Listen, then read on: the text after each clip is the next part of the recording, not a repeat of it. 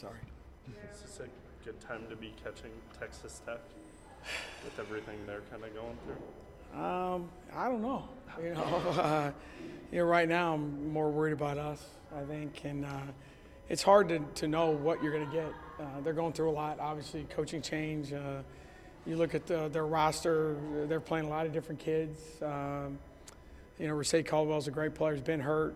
Who knows if he's going to play? So, for us, it's the same kind of things. It's doing the things we can control, and hopefully, we continue to play hard, but we got to play better. And we've done it in spurts, but that's the nature of this league. So, especially what we have coming up after that, with probably the 4 best teams in the league coming, it's an important game for us to play well and hopefully try and get on the good side of the score for a change.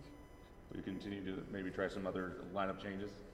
Yeah, we're going to mix and match. We kind of mixed and matched yesterday and practiced a little bit. We'll see how practice goes today, and then we'll make a decision. It might change who starts the game. It probably won't change the amount of minutes they're playing. Maddie's struggled with some cramping in her legs, so we got to probably limit her a little bit.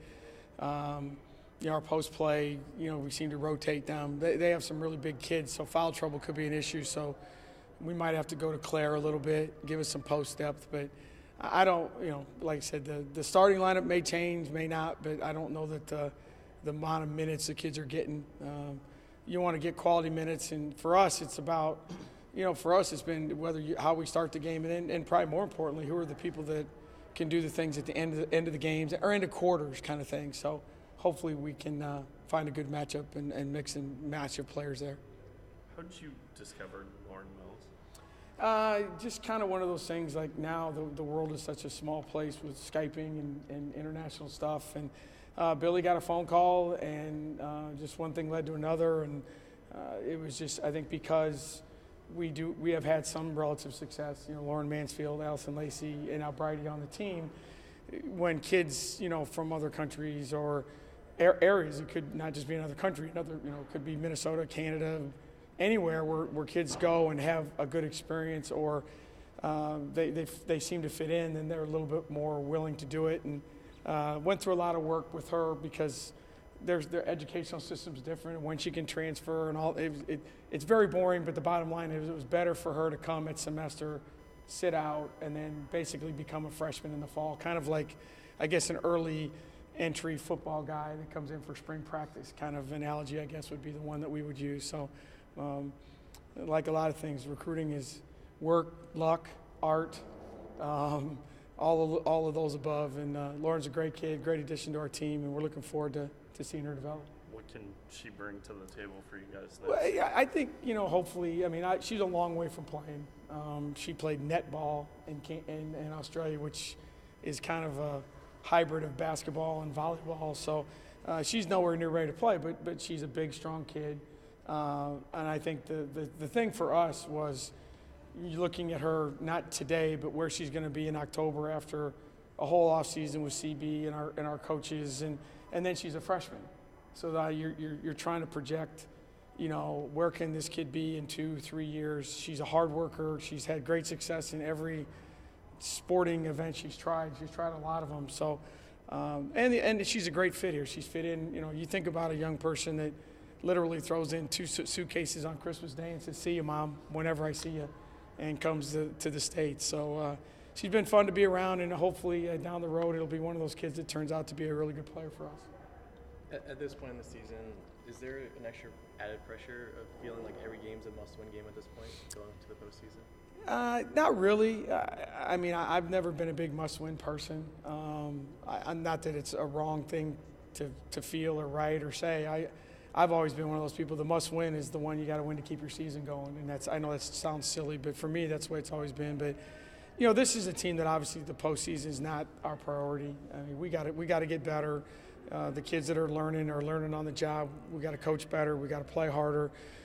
We got all the things that everyone knows we need to do. We just need to make that progress, and it's hard to make that progress in this league, with the schedule that it is. So you're just trying to win as many games as you can, show some improvement, find the right mix of kids, knowing that most of these kids are back.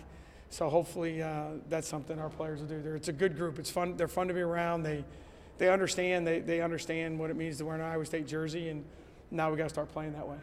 Bridie had 17 second and a half points. It seemed like she kind of picked up the slack when Carlton couldn't really find a shot. What did you think of her second half? Because I know you mentioned not trying to get involved. She was really good, really good. I think probably the best half she's played since she's been on campus, and she was 7 for 8.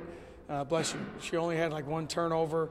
I thought was real aggressive. Wanted the ball, took the ball to the basket, made a couple of nice looks. I thought defensively was engaged, and that's what we need out of her. And we're struggling to find her the right mix of minutes and keep her out of foul trouble and keep her conditioning what it is. But obviously for her, she was probably the one person that could probably walk out of the building the other night feeling not happy, because we lost the game, but at least feeling personally she'd made some progress, and hopefully that'll continue.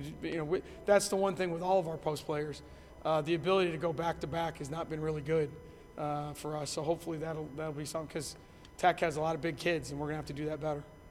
Do you anticipate subbing almost like a hockey line change most of the rest of the year? Yeah, we do, because like I said, we have some conditioning issues. We're mixing and matching with the other team. Now with Maddie's cramping, we're gonna have to be smart about getting her in, getting her out before she starts cramping to the point where now she can't play. And unfortunately in basketball, you can't just, hey, wait a minute, she needs to come out. It's not like football or another sport where the play stops and you can get them in and out. But so we got to be better with that. Obviously, the one kid that won't be subbed out is Bridget. She's going to go as long as she can. We got to find some minutes. We tried to get her a couple minutes the other night, but yeah, we're just trying to keep mixing and matching, because it's not just that individual player. Some of our kids, if you take one kid out, that moves position, so you have to move someone else in. So it's kind of a way of trying to move people around to different spots. We do have kids that are interchangeable, but at the same time, when one changes, that impacts other kids as well. So we've got to figure out a really good rotation that way. And like everything else we're doing, it revolves around, because we can play Bridget the 1, the 2, the 3, the 4, the 5, coach, whatever. So we'll just kind of work it that way.